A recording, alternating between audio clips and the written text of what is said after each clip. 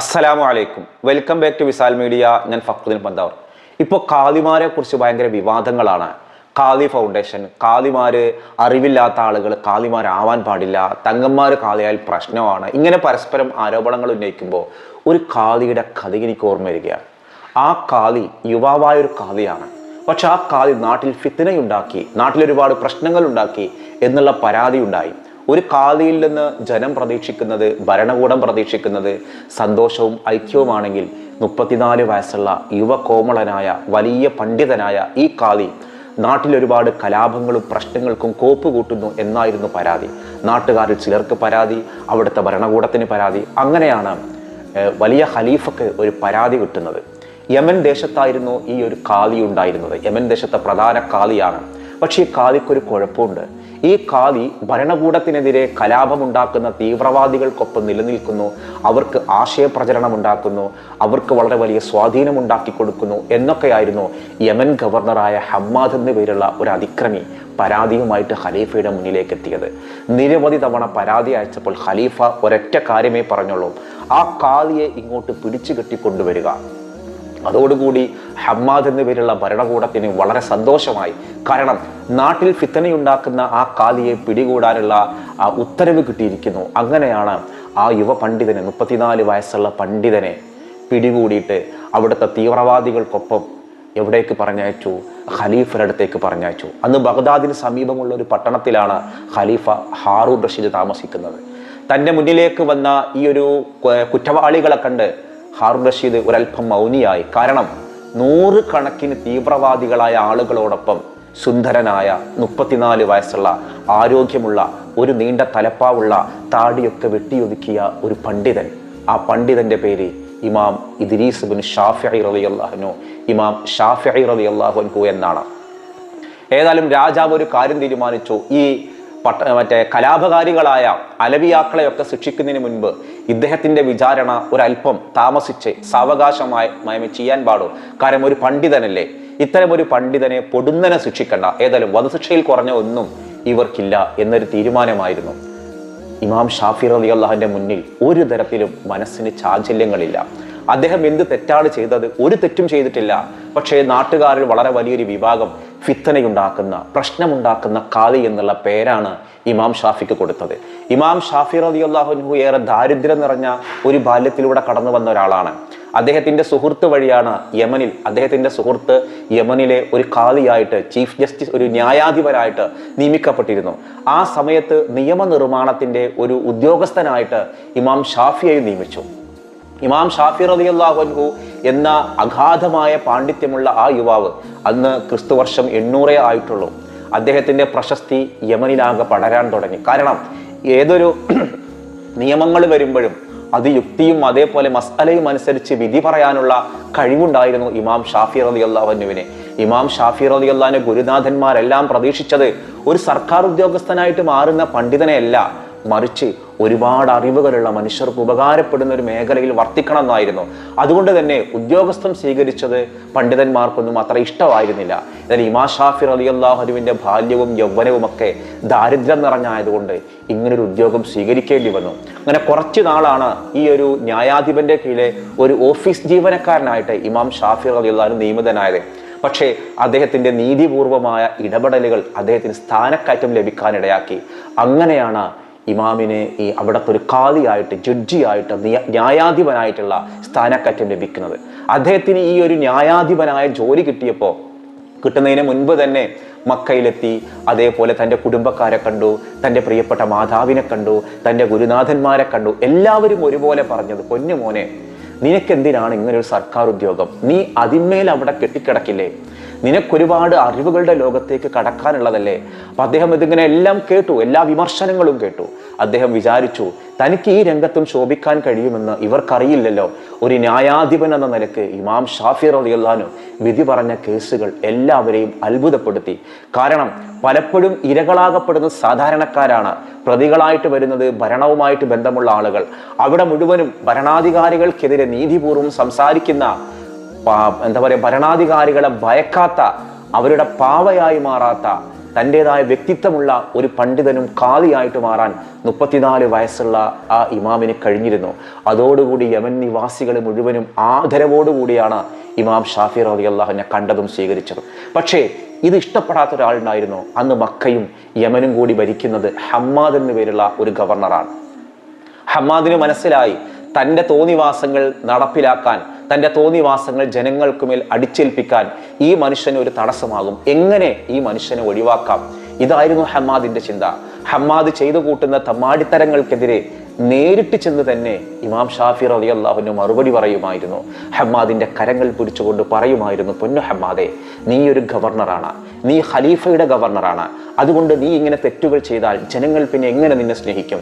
ഇതൊക്കെ കേൾക്കുമ്പോൾ ഹമ്മാദിന് മിണ്ടാട്ടമുട്ടും. പക്ഷേ ഉള്ളിൻ്റെ ഉള്ളിൽ വല്ലാത്ത രോഷാഗ്നി ഇങ്ങനെ പടരാൻ തുടങ്ങിയിരുന്നു. എങ്ങനെ ഇമാം ഷാഫി എന്ന യുവാവിനെ ഒതുക്കും? അദ്ദേഹം മക്കക്കാരനാണ്, ഗാസയിലാണ് ജനിച്ചത്. ആ മനുഷ്യന്റെ ഖ്യാതി മക്കയിൽ മാത്രമല്ല, മദീനയിൽ മാത്രമല്ല, അങ്ങ് യമനിലേക്കുമുണ്ട്. രാജാവ് ഇത് അറിയുന്നതിന് മുൻപ് ഇദ്ദേഹത്തെ എങ്ങനെയും കുറ്റപ്പെടുത്തിയിട്ട് ചില റിപ്പോർട്ടുകൾ അയക്കണം. ആ സമയത്താണ് ഭരണകൂടത്തിനെതിരെ അലവിയാക്കൾ എന്നൊരു വിഭാഗം പ്രക്ഷോഭവുമായിട്ട് രംഗത്ത് വരുന്നത്.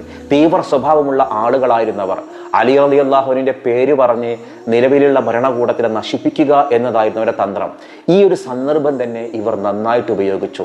അലവിയാക്കളുടെ ഒരു പ്രധാനിയാണെന്നും അലവിയാക്കൾക്ക് സപ്പോർട്ട് കൊടുക്കുന്ന ഒരാളാണെന്നും ഇമാം ഷാഫി റളിയല്ലാഹുവിനെ ആ രീതിയിൽ അഡ്രസ് ചെയ്യപ്പെട്ടു. അതിനൊരുപാട് കാരണങ്ങളും ഉണ്ടായിരുന്നു. ഒരിക്കലും ഇമാം ഷാഫി അലവിയാക്കളുമായിട്ട് യാതൊരു ബന്ധമുള്ള ആളും ആയിരുന്നില്ല. അലവിയാക്കളെ നിരന്തരം വിമർശിക്കുന്ന ഒരാളാണ്. പക്ഷേ ഹബീബായ നബിയുടെ സയ്യിദ് കുടുംബത്തെ ആദരവോട് കൂടിയിട്ടാണ് ഇമാം ഷാഫി കണ്ടിരുന്നത്. അദ്ദേഹം പറയാറുണ്ട്, ഞാനൊരു റാഫിലിയാണെന്ന് നിങ്ങൾ, റാഫിലികൾ എന്ന് പറഞ്ഞാൽ അലവിയാക്കൾക്ക് പറയുന്ന ഒരു പേരാണ് റാഫിലികൾ. ഈ റാഫിലിയാണെന്ന് ഹബീബായ നബിയുടെ കുടുംബത്തെ സ്നേഹിക്കുന്നത് കൊണ്ട് നിങ്ങൾ എന്നെ റാഫിലി എന്ന് ആരോപിക്കുകയാണെങ്കിൽ ജിന്നും ഇൻസും സാക്ഷി, ഞാൻ റാഫിലി തന്നെയാണ് എന്നൊക്കെ പലപ്പോഴും പറഞ്ഞിരുന്നു.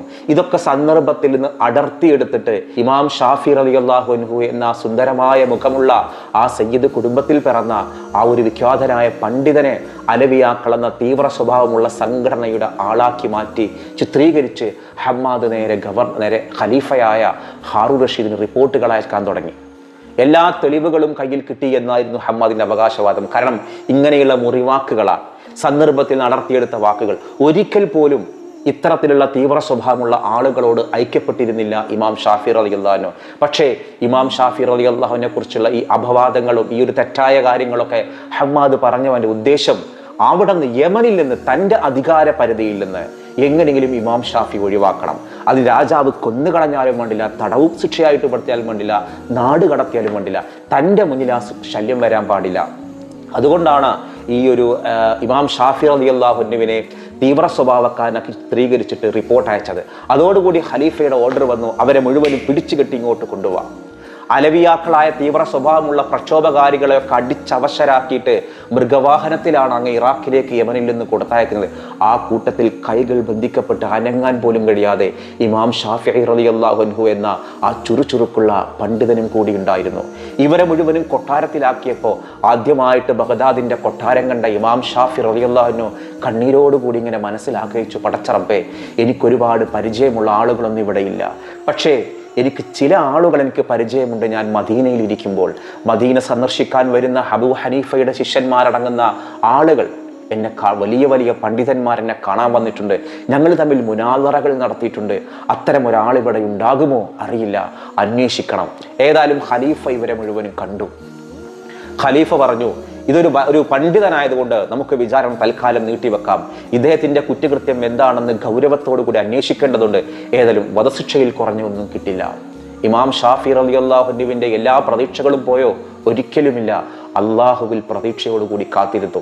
തൻ്റെ കൂടെ കൊണ്ടുവന്ന അലവിയാക്കളടങ്ങുന്ന പ്രക്ഷോഭകാരികളെ ഓരോരുത്തരെയും തെരഞ്ഞുപിടിച്ച് ഖലീഫ വിധിനിർണയം നടത്തിയിട്ട് എന്താ പറയുക, വധശിക്ഷയ്ക്ക് വിധിച്ചു. ഇതൊക്കെ തൻ്റെ കൺമുന്നിൽ നിന്ന് കാണുകയാണ് ഇമാം ഷാഫി റളിയല്ലാഹു. ഇത് തനിക്കും കിട്ടാൻ പോകുന്ന ശിക്ഷ ഇതാണോ? അങ്ങനെയാണ് ആ ഒരു സംഭവം ഇമാം സുബിക്കി റളിയല്ലാഹു തൻ്റെ തബഖാത്ത് എന്ന പേരുള്ള ഗ്രന്ഥത്തിൽ അടിപൊളിയായിട്ട് വിശദീകരിക്കുന്നുണ്ട്. അന്ന് അവിടെ ഉണ്ടായിരുന്ന ഒരു പണ്ഡിതനായിരുന്നു ഫദിൽ റളിയല്ലാഹു അൻഹു. അദ്ദേഹം ഈ ഒരു ഹാറൂൺ റഷീദിന്റെ ഏറ്റവും വലിയ ഉപദേശകനും കൂടിയാണ്.